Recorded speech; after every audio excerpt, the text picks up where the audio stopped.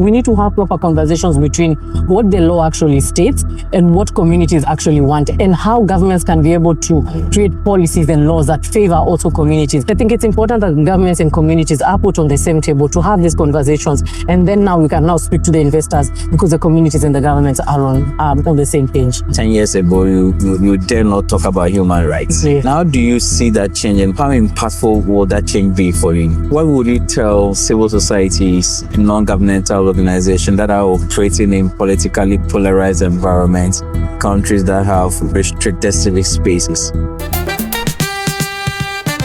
From the ground to the grid, Africa has got the resources, but how do we thrive when we do not correctly leverage the vast resources at our disposal? Welcome to Blindspot Africa, the podcast where stakeholders come together to shape the future of Africa's energy and extractive resources. Listen to fresh insight and real dialogue on how inclusive resource governance can be beneficial for all Africans. Hello once again, and you are welcome to the Blindspot Africa, where we shine the light on critical issues that are hardly discussed within the space of resource governance within the energy and extractive sector in Africa. My name is Charles Ofori, and we are still here on the sidelines of the investing in mining in Daba.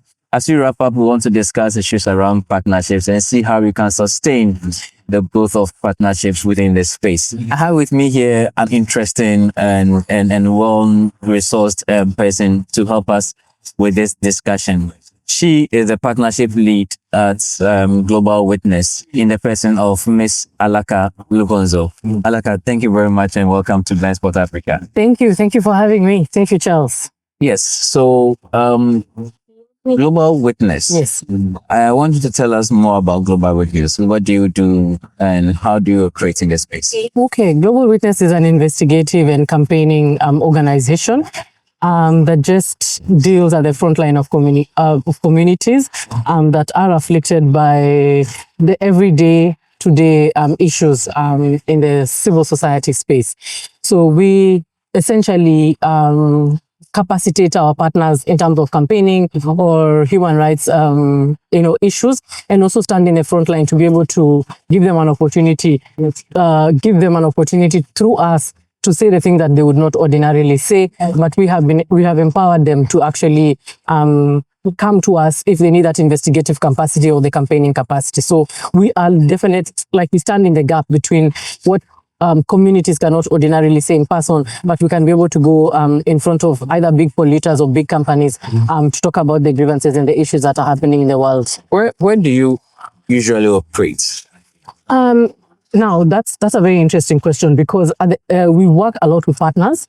We empower our partners, and again, at the same time, we also conduct those investigations ourselves. So it's two-tier. At some point, you understand, sometimes we do give the partners the capacity, whether it's through funding or through the campaigning and bit, but it depends also on the gravitas of the situation. Like sometimes under the climate change movement, we do those investigations on ourselves, but now we are moving to a more collaborative approach whereby we bring along the partners of the investigation so that they can own those investigations and use them for their advocacy and influencing work. So it's sort of two-tier. I've seen some reports from Global Witness, investigative reports, especially in the DRC, yes, and how that has gone very, very informative data over there. You've largely worked in the human rights and advocacy space, yes, from your days at Oxfam to your days in Global Witness. Yes. How do you see the evolution of right-based systems within the extractive and energy sector? I know that you have been a good campaigner around free prior informed consent, yes, and all of that. How has it been? And how has it evolved? Yes, I think the practicability of the human rights space is that when I came into the space, it was more talking amongst ourselves. We civil society organizations would launch reports, would run campaigns, but we would largely have meetings around these issues with ourselves. We will come into a room, and there are your fellow campaigners and your fellow advocacy organizations, which isn't a bad thing technically, because amongst ourselves, we were able to inform ourselves. But I've seen a transition from having conversations among ourselves to getting into spaces whereby we can have conversations either with policymakers, either with the members of the fifth state, either with presidents, either with, fellow governments, and that I think, and private sector, and that I think has made a drastic change in how we approach advocacy and influencing, and also the kind of language that we can be using in these spaces, because at the end of the day, it is the policymakers, it is the legislators that actually are in a position to change said environment so that there cannot be any human rights grievances. But if we do keep having those conversations on our own, then those conversations will not make sense at the end of the day. But now, moving forward, like last 5 years, we've managed to get into such spaces like the mining in Daba, whereby we can have said conversations, or even COP, where we can have said conversations.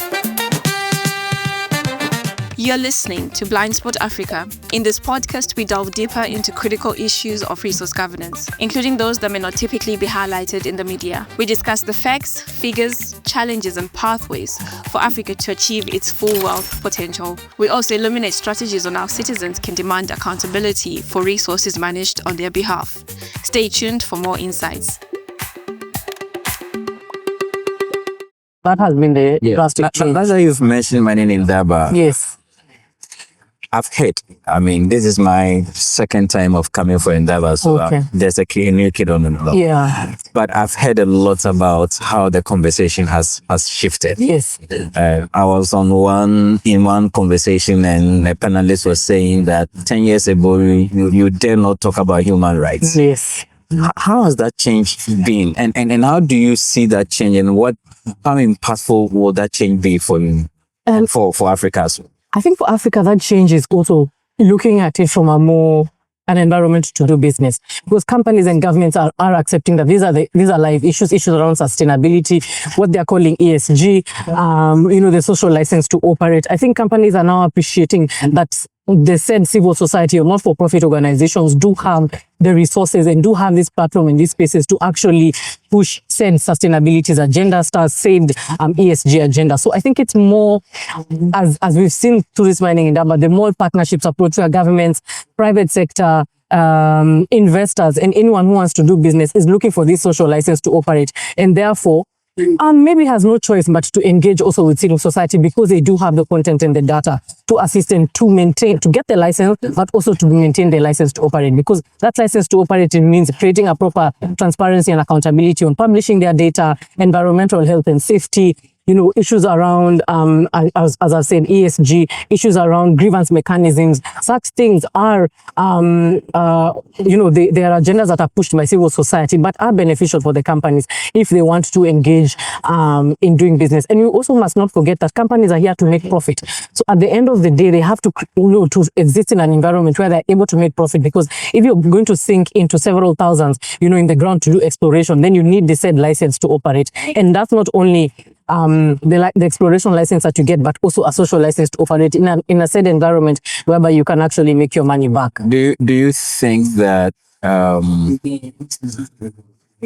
some of these interactions, like the involvement of civil society in an investment-focused, forum like this, do you think we are making an impact? I think we are. It could be slow, it could be sure, but if we're sitting in these spaces and infiltrating in these spaces, it means then it's possible for these for these companies to be able to at least effect the change. Change sometimes does not look the way we want it to look like. But if they are now speaking our language, they are now bringing our reports and our documents in some of their policies around, what they used to call a CSR, has now, transformed considerably. Now they're calling it ESG. The name could be different, but it's simply the same thing, whereby they're actually considering some of these things. And those policies are created by civil society. They are civil society agendas that have been pushed over the years. But now that they're being incorporated in companies and they're seeing it as a proper way to do business, then I think we are making progress. It could be slow, but definitely we cannot back down at this point. We've already infiltrated the space. I think the future, is bright for us. If you were to be the one controlling the organizations of events like this, yes, what would be the priority for next year? I think now that we've started on the agenda of partnerships, I'd like to see more conversations between actual governments and communities. Because fine, the investor is the one coming to do business, but we need to have proper conversations between what the law actually states and what communities actually want, and how governments can be able to create policies and laws that favor also communities.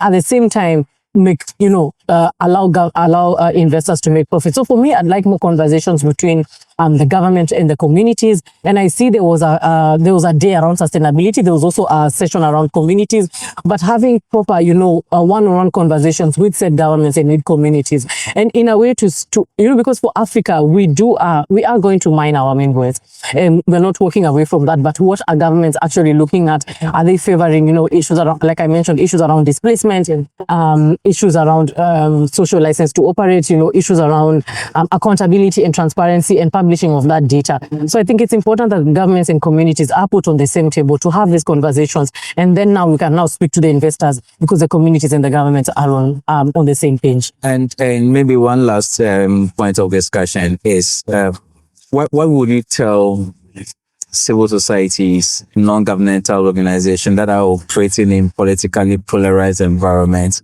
where it is very difficult to operate, countries that have very, very closed and restricted civic spaces? I think, what would you tell them? To be very practical, I think they are organizations that are on the continent that can advocate for them without them being on the front line of doing this. Global Witness is one of those organizations. They don't have to be the ones leading those conversations. We can lead those conversations in their behalf. So again, going back to the conversations of partnerships, seeking partnerships with said organizations that are actually in the front line and can actually have those kinds of conversations. Then they carry those conversations as opposed to putting, these human rights defenders at a very precarious position whereby their lives are actually on their lines, and they have to be, to run to be in exile. So therefore, I think we need to seek more partnerships and different kind of partnerships that are fluid, partnerships that are actually going to allow said organizations or said human rights defenders in those countries to actually do the work through other organizations, because I think the partnerships are better than working in silos. Yeah, partnerships are better than working in silos, and one thing I've captured is the need not to just for us to move beyond talking among ourselves. Correct. To exclude the people who may end up opposing us or sometimes punching holes into our analysis, but still be include them in our work and make sure that their views and their thoughts are all well connected in a way that we can also meaningfully engage in there. So meaningful engagement is not just talking about among yourself. It's actually talking among yourselves and also talking to the right people who are more involved in the change-making process. Thank you very much, Alaka, for having us. And thank you so much again for having us in this Indaba edition of the Blindspot Africa. We hope to see you another time. Bye for now. Thank you for joining us on Blindspot Africa, your platform for insightful discussions on promoting inclusive resource governance across the continent.